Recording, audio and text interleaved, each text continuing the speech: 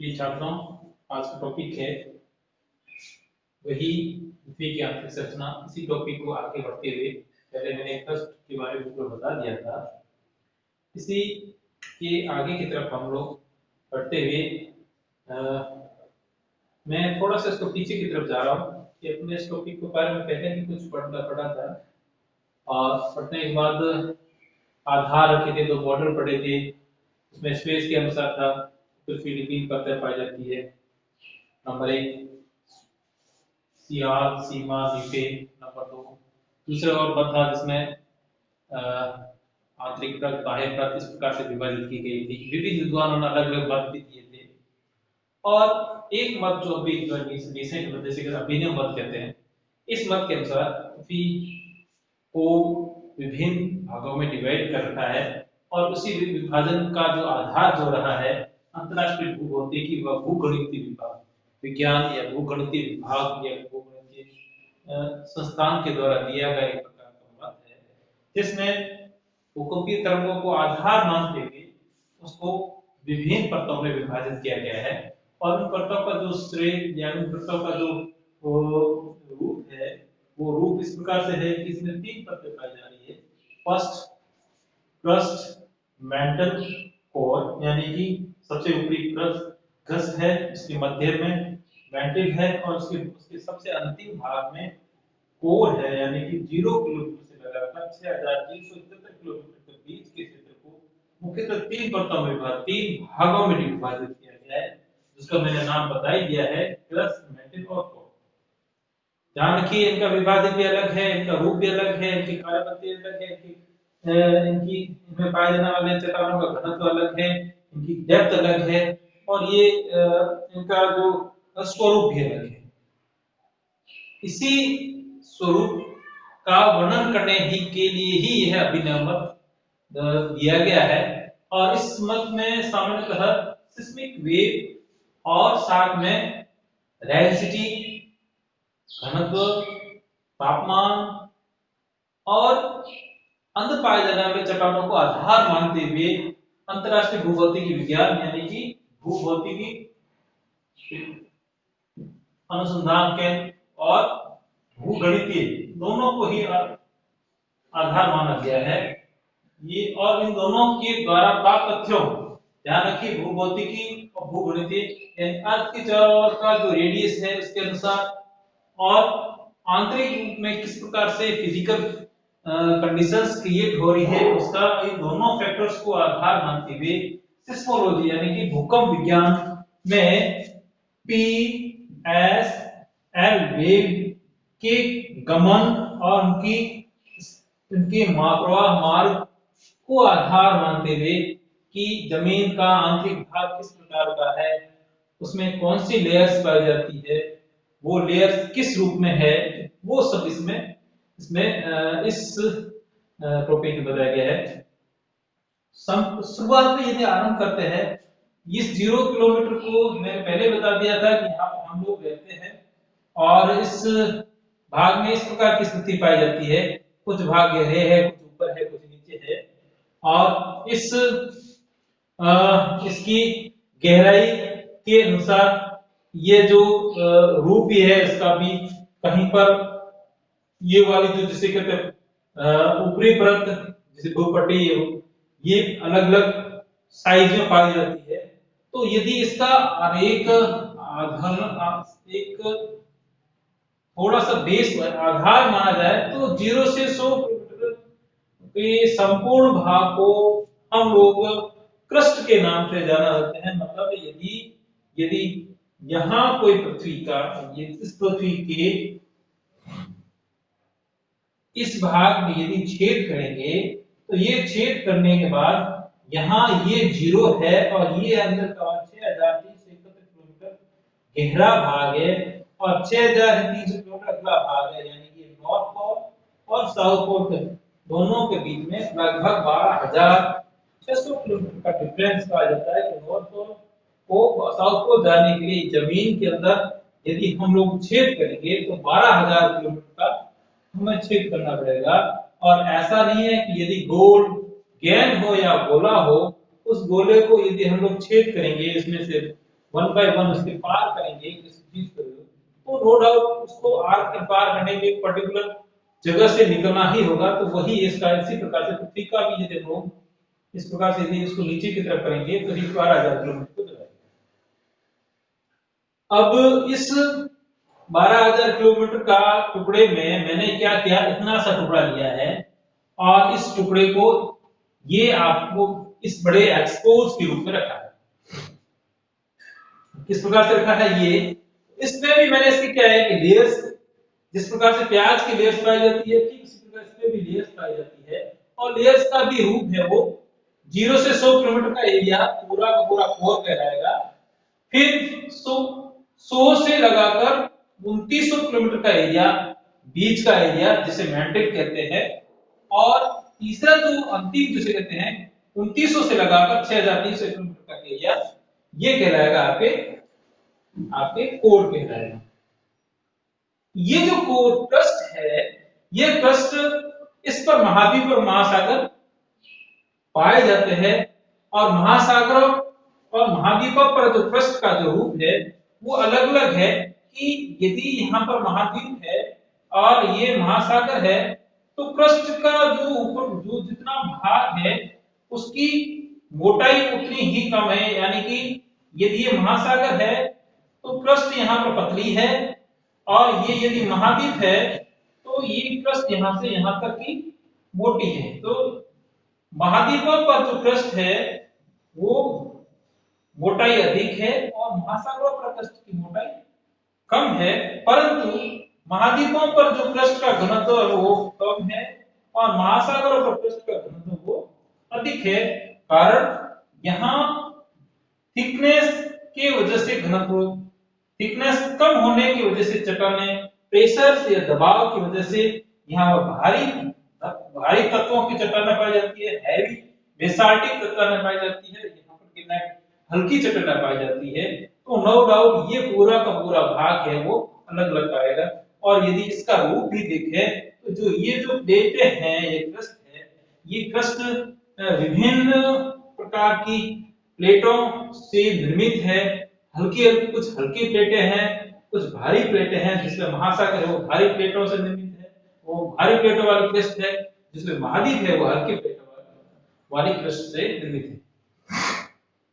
ये जो क्रस्ट है, इस क्रस्ट का जो ऊपरी भाग है, इसमें जो तापमान होता है वो तापमान 20 से 30 किलोमीटर प्रति किलोमीटर सेंटीग्रेड तक नीचे की तरफ बढ़ जाता है। और मैं बढ़ने की स्पीड बता चुका था पहले कि बढ़ने की दर है, जैसे जैसे नीचे जाएंगे यह 30 मीटर पर 1 सेंटीग्रेड की दर से बढ़ता रहता है। और यह 40 डिग्री तक 40 किलोमीटर की बढ़ने का कार्य होता रहता है। इसके बाद बढ़ता रहता है और यह बढ़ता हुआ लगभग 1200 किलोमीटर तक पहुंच जाता है, 1200 सेंटीग्रेड तक पहुंच जाता है। और 1200 सेंटीग्रेड नो डाउट ऊपरी भाग में 800 के आसपास रहता है, निचले भाग में यह आके 1200 तक आ जाता है। 1200 तक जो भी चट्टानी रूप होगा और यह आपकी धरातल का आणविक भाग होगा वो अधिकतम होगा, वो लिक्विड या द्रव की अवस्था में परिवर्तित होगा। वो चाहे चट्टानी भाग हो या अन्य हो, कुछ भी हो सकता है। तो ये भाग है, ये क्रस्ट है। इस क्रस्ट का ऊपरी भाग तो कराएगा ऊपरी क्रस्ट और निचले भाग हुआ निचले क्रस्ट का। इस दोनों के मध्य लगभग 11 किलोमीटर के क्षेत्र में एक असमानता पाई जाती है, जिसे विक्टर कोनार्ड असमानता के नाम से जाना जाता है।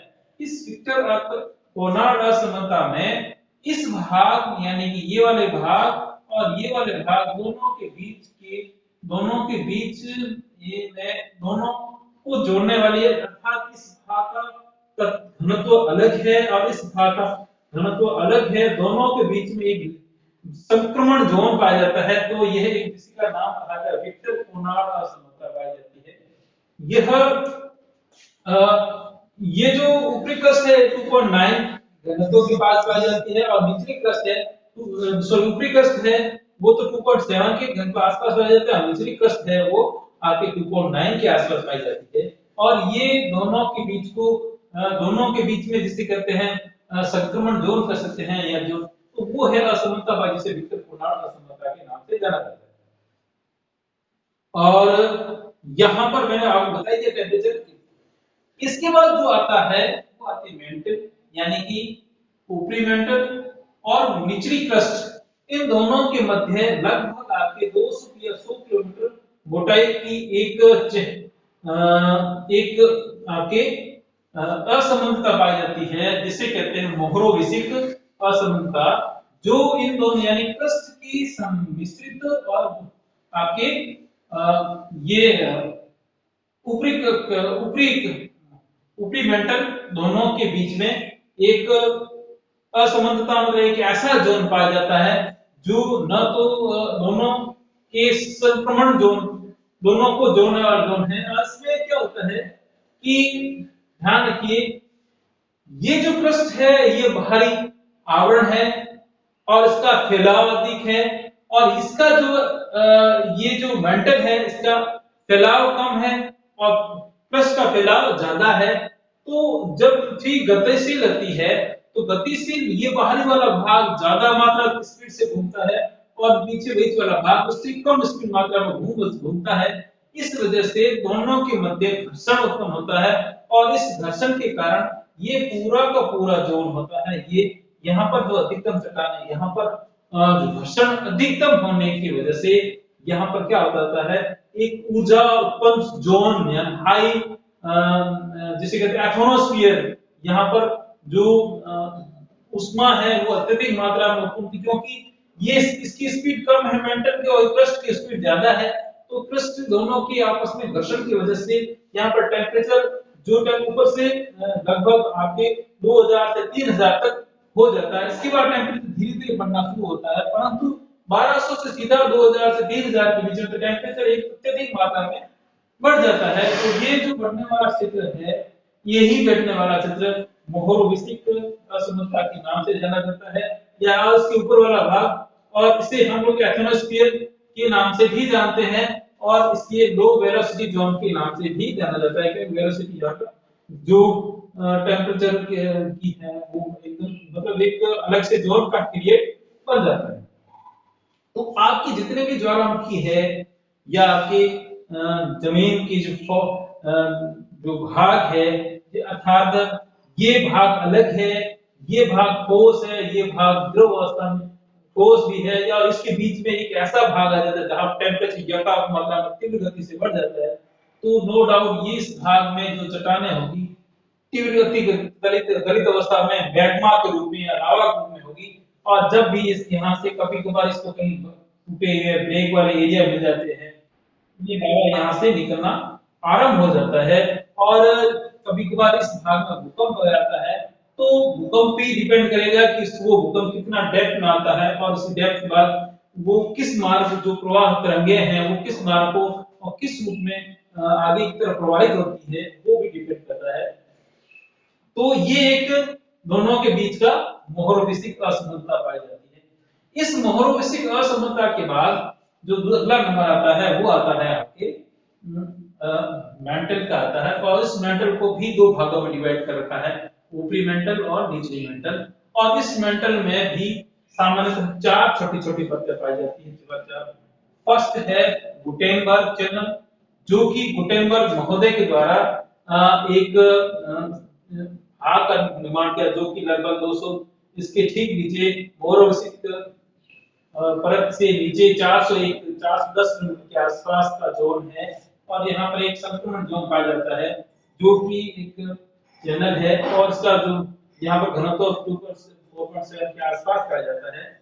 और इसके बाद आता है ग्लिस्टियन लेयर्स, फिर लगभग 1000 किलोमीटर के आसपास जाती है, वो ऊपरी मेंटल और निचली मेंटल के बीच में ग्लेशियर लेयर आ जाती है, और लेयर के बाद एक फिर आती है असमता, जिसे कहते हैं रैकेटी असमता, जो ऊपरी मेंटल और 10 निचली मेंटल के बीच में पाई जाती है, और लगभग 2780 पर एक दाहम डिस्कंटिन्यूटी आती है, जहां पर घनत्व 1.5 के आसपास से भी अधिक बढ़ जाता है और टेम्परेचर लगभग 3700 के आसपास बढ़ जाता है।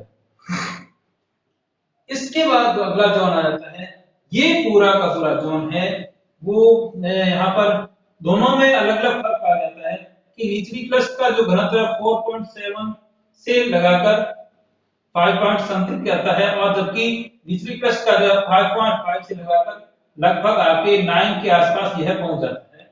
परंतु जैसे ही हम लोग कोर से लगाकर कोर में प्रवेश करेंगे, इसके बीच में भी एक असमानता पाई जाती है, जिसे कहते हैं गुटेनबर्ग असमानता। एक गुटेनबर्ग चैनल आता है जो लगभग आपके लगभग 410 किलोमीटर के आंतरिक भाग में आता है, और एक गुटेनबर्ग असमानता आती है जो 3200 किलोमीटर के आसपास पाई जाती है, जो कि दो किसके बीच में पाई जाती है कि यह जो असमानता है वो असमानता आपके निचली मेंटल और ऊपरी कोर के मध्य भाग पाई जाती है।